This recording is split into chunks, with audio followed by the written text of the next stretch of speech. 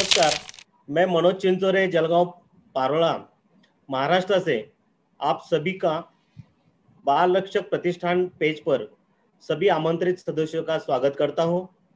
दोस्तों, आज एक ऐसी कहानी है, एक बढ़िया कहानी लेकर हम आपके सामने हाजिर हो रहे।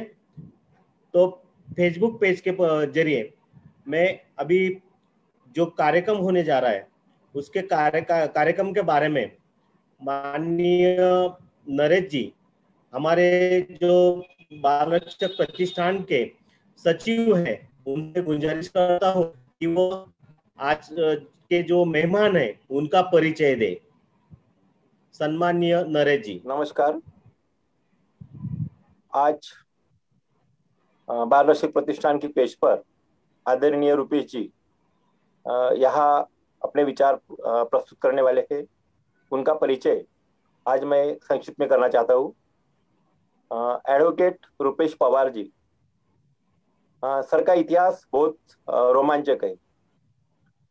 खुद दिव्यांग होने के बावजूद उन्होंने जो अपने क्षेत्र में भरारी ली है वह सही मायने में बहुत प्रशंसनीय है।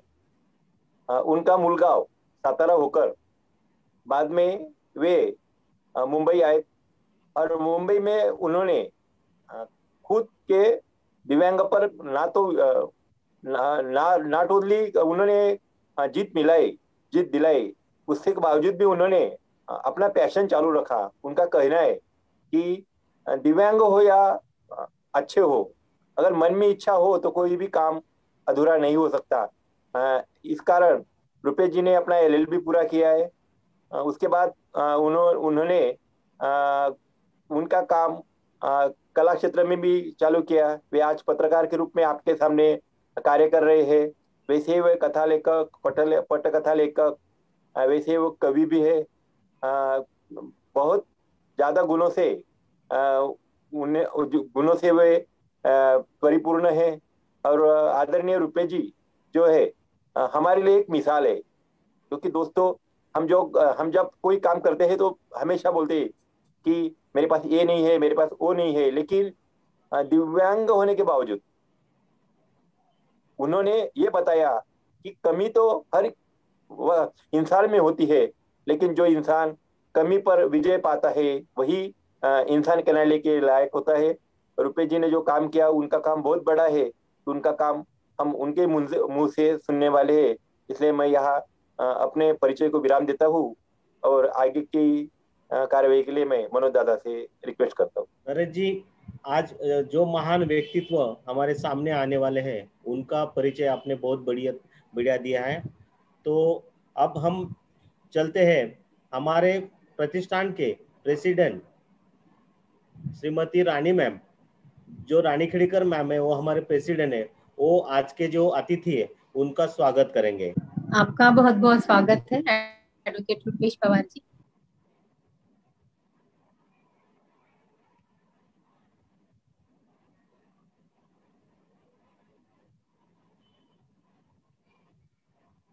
Thank you ma'am. दोस्तों, बाल रक्षक प्रतिष्ठान पूरे भारत भर में जो शिक्षा के बारे में काम करने वाला एक प्रतिष्ठान है और महाराष्ट्र में यह मूवमेंट चलाकर अब बाल रक्षक प्रतिष्ठान पूरे भारतवर्ष में यह मूवमेंट चला रहा है। बच्चों, शिक्षा, उनके पेरेंट्स और स्कूल के बारे में हम प्रतिष्ठान यहाँ पे काम करते हैं। और जो महाराष्ट्र में अच्छे टीचरों के साथ काम करते हुए अब पूरे भारतवर्ष में जो अच्छे से टीचर अपने स्कूल में अपने बच्चों के साथ जो अच्छे काम करने वाले हैं उनके जरिए काम करके वो पूर्ण भारतवर्ष में वह प्रदर्शित करने का काम एक प्रतिष्ठान कर रहा है। तो प्रतिष्ठान के कार्य से आप सभी ने जुड़कर हमारा सम्मान बढ़ा है और आपके कार्य से प्रतिष्ठान को बहुत खुशी हो रही है और प्रतिष्ठान ऐसा ही अपना काम संपूर्ण भारतवर्ष में काम करने वाला है, ऐसा यह प्रतिष्ठान है। तो मैं इसके आगे गुंजाइश करता हूँ हमारे बाल रक्षक प्रतिष्ठान की रानी खेड़ीकर मैम, वह रूपेश पवार जी उनके साथ मुलाकात करें। सभी को प्रणाम।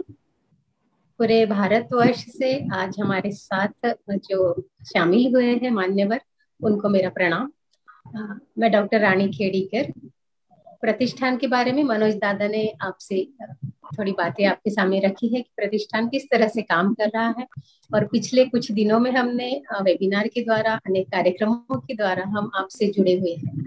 तो आज संपूर्ण भारत से और महाराष्ट्र से जो हमारे साथ यहाँ जुड़े हैं, उनसे ये गुजारिश है कि हमारे साथ बने रहें। आज हम एक अद्भुत सफर पर जाने वाले हैं। एक ऐसा अद्भुत सफर जो रुपेश सर के सपनों का सफर है, उनकी महत्वाकांक्षा का सफर है, उनके परिश्रम का सफर है, और उन्होंने आज जो मुकाम पा लिया है उस मुकाम का सफर है। तो इस अद्भुत सफर पर हम सभी चलते हैं उनके साथ। उनका प्रतिष्ठान के मंच पर बहुत बहुत स्वागत है, और उनके बहुत आभार है कि आज वो हमारे साथ यहाँ पर हमसे बातचीत करने के लिए पधारे हैं। उनके जीवन को जानने के लिए हम कुछ प्रश्नों का माध्यम लेंगे और कुछ उनसे चर्चा करेंगे। तो इस सफर की शुरुआत करते हैं। पहला प्रश्न मैं रुपेश सर जी से ये पूछना चाहूंगी कि उनमें कुछ शारीरिक कमी है या कुछ सामान्य बच्चों से वो अलग है, ये उनके माता पिता को कब समझ में आया? रुपेश सर। मैं 1980 साल का मेरा जन्म है, और जन्म होने के बाद के 5-6 महीने के बाद पिताजी और माँ को पता चला कि मुझे कुछ प्रॉब्लम है, आम बच्चों की तरह मैं नहीं हूँ। तो बोले कि डॉक्टर के पास लेके जाना पड़ेगा रुपेश को। तो उधर डॉक्टर के पास वो लेके गए, और डॉक्टर ने दवा वगैरह सब दी मेरे को, और कहा कि रुपेश को पहले बुखार आया था, उसमें इंजेक्शन दिया था, इसलिए उसको तकलीफ हुई होगी, या उसे जन्म से कोई तकलीफ होगी। लेकिन रिपोर्ट लेने के बाद या फिर जांच लेने के बाद उनको ऐसा मालूम पड़ा कि रुपेश को लाइटली सेरेब्रल पाल्सी है। ये सेरेब्रल पाल्सी जो बीमारी होती है वो बड़ी ही टेढ़ी बीमारी होती है, कठिन बीमारी होती है। सब शरीर में व्यंग होता है, और टाइटनेस उसको बोलते हैं हम लोग, तो टाइटनेस ज्यादा होता है। और रुपेश को कम है, ये बीमारी ही कम है, तो वो उसका प्रगति होने वाला है, जैसे डॉक्टर ने बोला। तो बोले कि आप हजारली के हॉस्पिटल में लेके जाइए, जो बम्बई में अपंगों का हॉस्पिटल है, वो उधर लेके गए मुझे। और वो 10 साल से हम उधर जाकर एक्सरसाइज वगैरह सब किया। उसके बाद में मैं अपने पैरों के ऊपर खड़ा हुआ।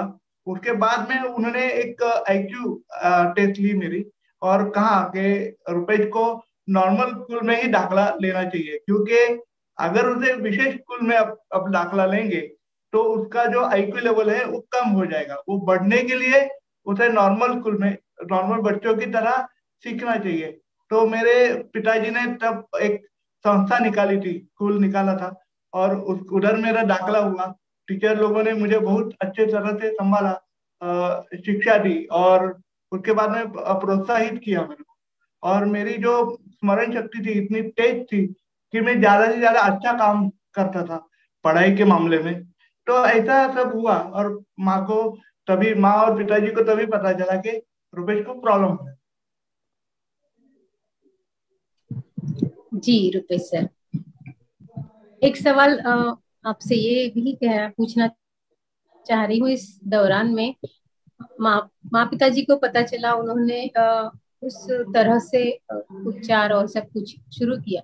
आपको किस उम्र में लगा कि आप कुछ नॉर्मल बच्चों से अलग है, या आपको शरीर में कुछ तकलीफ महसूस हो रही है? तो आपको ये कब पता चला, और ये पता चलने के बाद पहला विचार दिमाग में क्या आया? मुझे 13 साल का मैं था, तभी मेरे को मालूम पड़ा कि मुझे कुछ ऐसा हुआ कि मैं जो खेल खेलता हूँ बचपन के, तो वो कम होते जा रहे हैं। तो कैसे मैं करूंगा, खाली मैं क्रिकेट ही खेलता था बाद में। और मुझे डर लगा कि अभी भविष्य में मेरा क्या होने वाला है, तो मुझे डर लगा। लेकिन मैंने ऐसा सोचा कि जिसका एक्सीडेंट होता है, जिसको बीमारी होती है, और वो कुछ चल नहीं सकता, फिर नहीं सकता, और बिस्तर पे लेटे रहते हैं कोई लोग, ऐसे लोग मैंने देखे थे, या बच्चे देखे थे। मैं अस्पताल में जाता था तभी मैं देखे थे। तो मैं बोला कि उनके जैसा मैं नहीं हूँ, मैं खेल सकता हूँ, मैं आ जा सकता हूँ, या स्कूल में जाता हूँ, तो मैं सब कुछ कर सकता हूँ। तो मैं काय के लिए इतना मतलब टेंशन लूं। तो उसके बाद में मैंने जो निराशा थी मेरे मन में वो मैंने सब निकाल दी, और उसके बाद में मैंने अच्छी तरह से पढ़ाई में ध्यान दिया।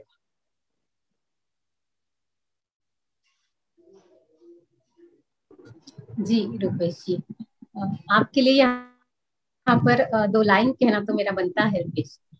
कोई कह दो मुश्किलों से, कोई कह दो मुश्किलों से कि रूठा न करे हमसे, कोई कह दो मुश्किलों से कि रूठा न करे हमसे, मुश्किलों के दम से रौनकें है इस सफर में, मुश्किलों के दम से रौनकें है इस सफर में।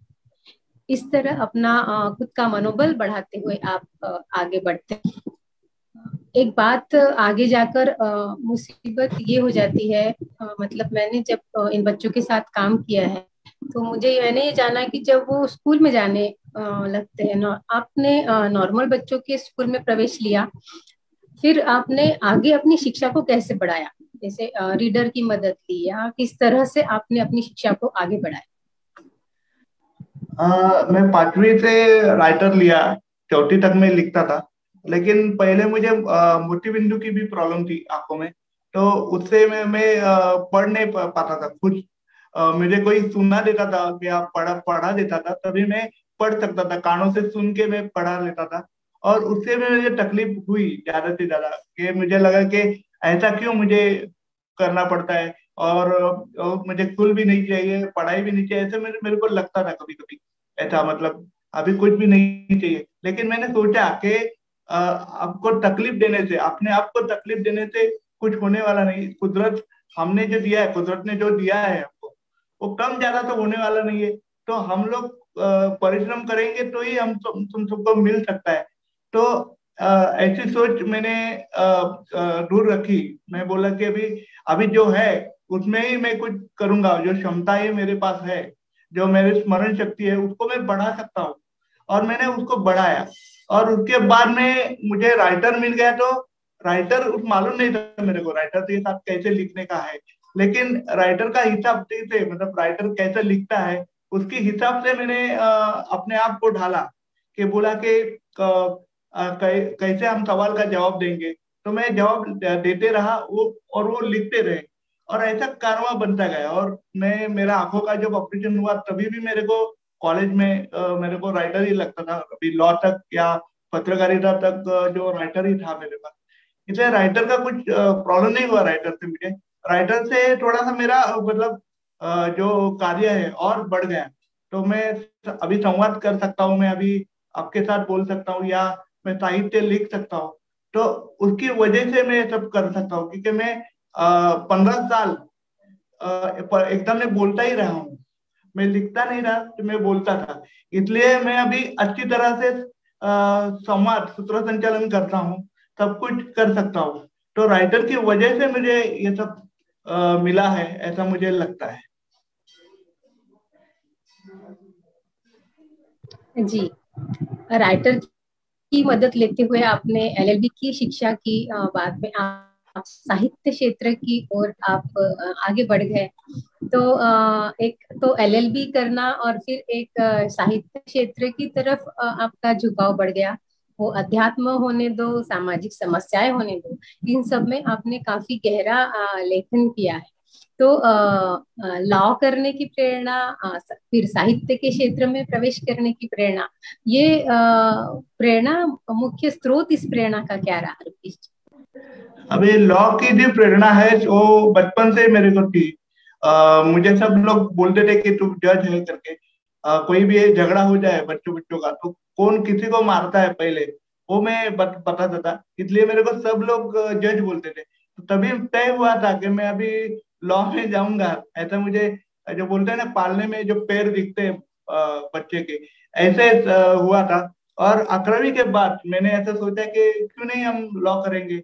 और उसके बाद में 13वीं में मैं था, तभी मुझे एक सेमिनार में जाना पड़ा, लॉ के सेमिनार था।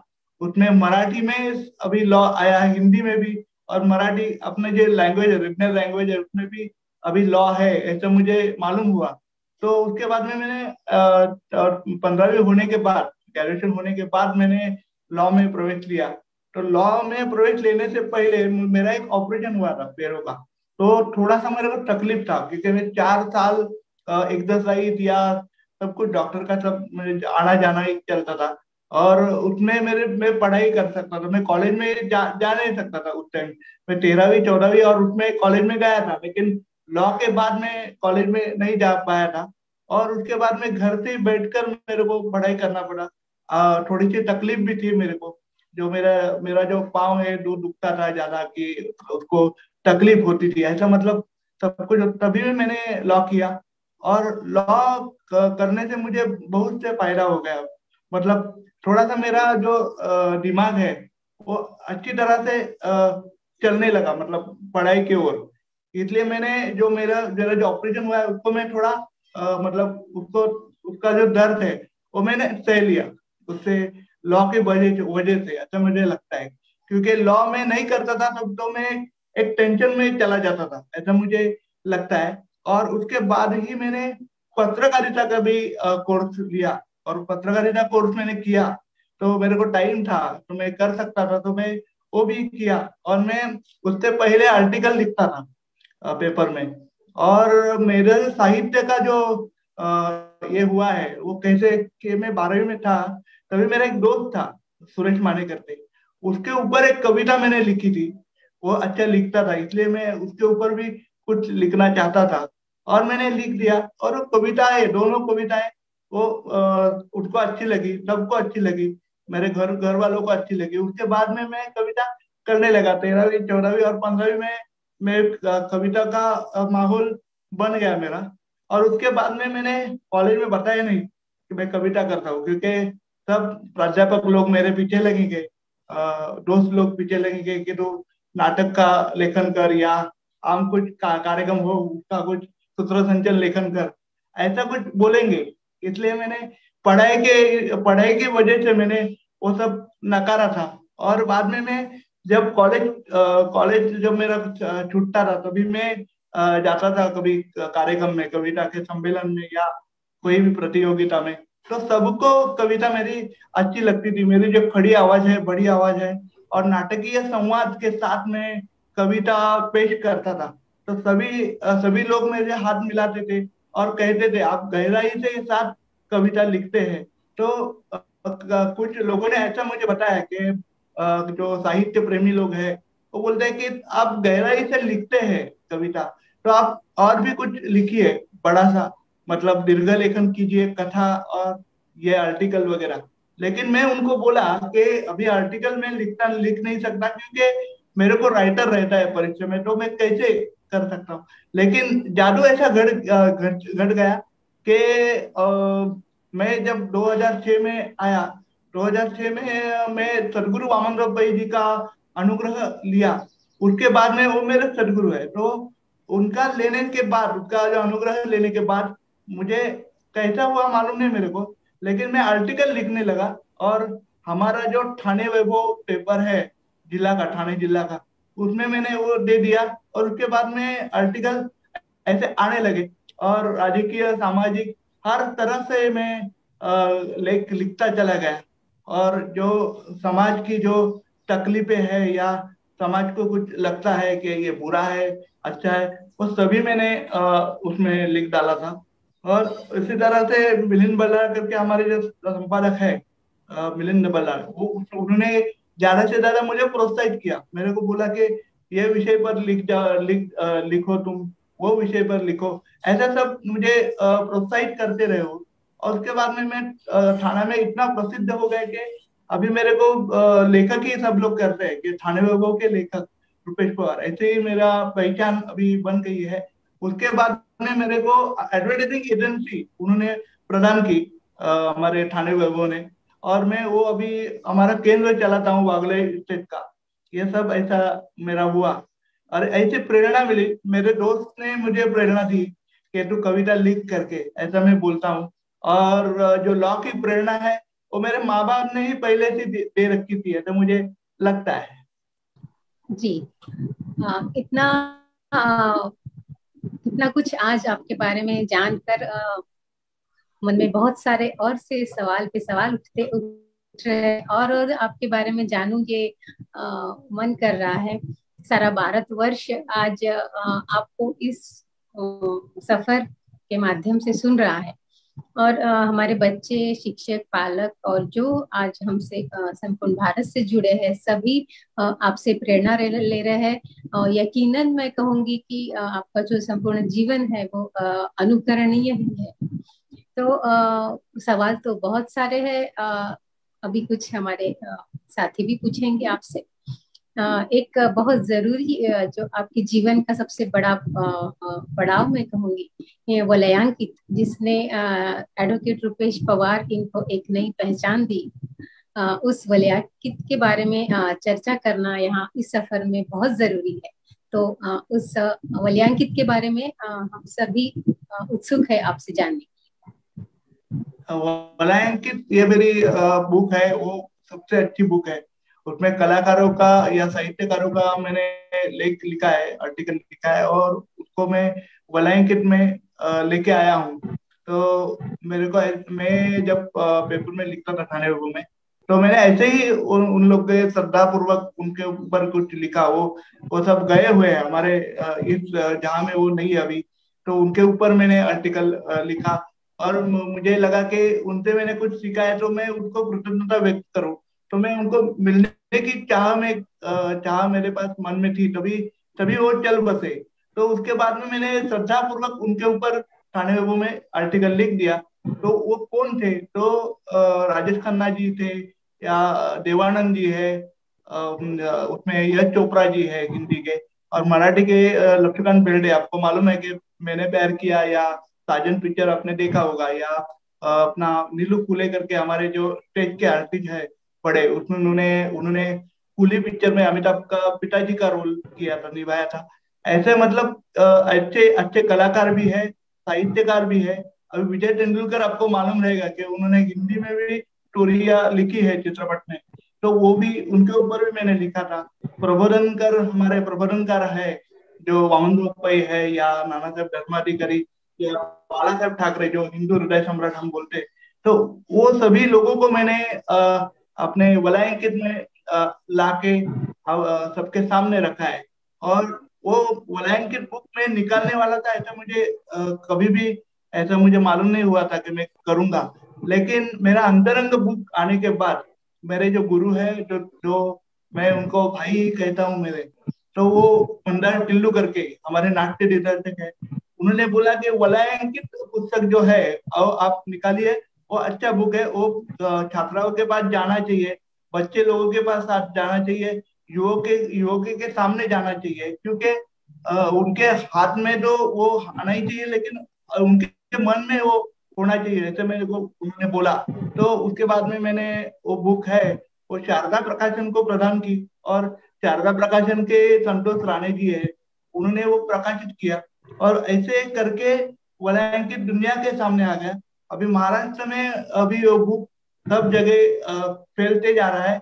अभी मैं उसको और भी ज्यादा महाराष्ट्र में लेके जाऊंगा। लेकिन मैं राष्ट्रीय तौर के, मैं आपको से बोलता हूँ कि मैं हिंदी में भी उसका अनुग्रहित करने वाला हूँ, क्योंकि अभी हिंदी में ही करूंगा तो हिंदी भाषा में सब जान जाएंगे वो कलाकारों को। तो मैं वही करने वाला था, लेकिन अभी लॉकडाउन की वजह से थोड़ा मेरा काम रुका हुआ है। लेकिन लॉकडाउन जब छूटेगा, ये बीमारी जब छूटेगी, तो हम लोग कुछ ना कुछ करेंगे, ऐसा मुझे तो लगता है। और वलयांकित जो बुक है वो कलाकार बनने के लिए कितना परिश्रम करना पड़ता है, या उद्योजक या व्यवसाय कैसे भी हम लोग बनते हैं, तो कैसे परिश्रम करना पड़ता है, कैसे संघर्ष लेने पड़ते हैं, देने पड़ते हैं, कैसे लोकप्रियता लोग लेते हैं, ये सब मैंने उधर ये बुक में बताया। और ये बुक मेरा इतना अच्छा बुक है कि मुझे अभी बुलाया है कि लेखक करके ही सब लोग बोलते हैं। ऐसा मेरी पहचान अभी वलयांकित से बनी हुई। शायद उनका आशीर्वाद, जो जो महान जो जो उनके ऊपर मैंने लिखा है, उनका जो आशीर्वाद है, वो आशीर्वाद मेरे को मिला, ऐसा मुझे लगता है। इसलिए मैं अभी चित्रपट लेखन में भी गया हूँ। अभी लॉकडाउन के वजह से मेरा काम वो भी रुका हुआ है, और लॉकडाउन के बाद वो चालू होगा, जो चित्रपट लेखन मेरा चालू है वैसा। और ऐसे करके करते मैंने बहुत सारे साहित्य प्रकार सब लोग लिखे हैं। जो लेख रहेंगे, कथा रहेंगे, ऐसा सब मैंने लिखा है। और आगे जाकर ही मैंने और भी कुछ लिखना है मुझे, और आपके मतलब दुनिया के सामने रखना है, ऐसा मुझे लगता है। जी रुपेश सर, ये आपका जो किताब है वलयांक किताब, इसमें आपने बहुत सारे कलाकारों के जीवन का दर्शन करवाया है, जिससे हम प्रेरणा ले सके। उनके जीवन के ऐसे भाग आपने उजागर किए हैं जो नए सिरे से हम जान सकेंगे। आपका ये सफर सुनकर आज आपको फिर नई तरीके से जानकर मुझे ही लग रहा है कि आप पर ही कोई किताब लिख दूं, और आपका जीवन, ये जो महत्वाकांक्षा का जो सफर आपने तय किया है वो मैं सबके सामने रख दूं। ये भी हम जरूर करेंगे आगे जाकर, और हमारे सबके भगवान की दुआ से हम इस कोरोना की सिचुएशन से भी बाहर निकलेंगे, और आपके सारे और आगे के सपने भी जरूर पूरे होंगे, क्योंकि आपने पीछे मुड़कर कभी देखा ही नहीं है। हमेशा आप आगे ही बढ़ते चले गए।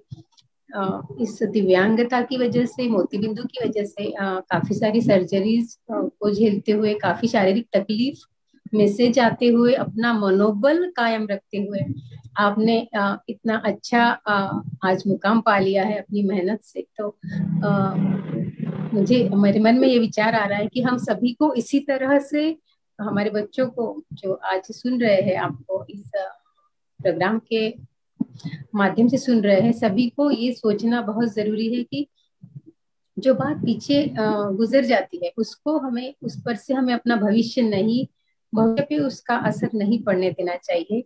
हमें बस आगे ही बढ़ते जाना चाहिए। Don't give your past the power to define your future. इसी बात को आपने आजमाया, और इसी बात को आगे तक आप ले गए, और अपना इतना अच्छा सफर आपने तय किया। आपके बहुत बहुत धन्यवाद। धन्यवाद।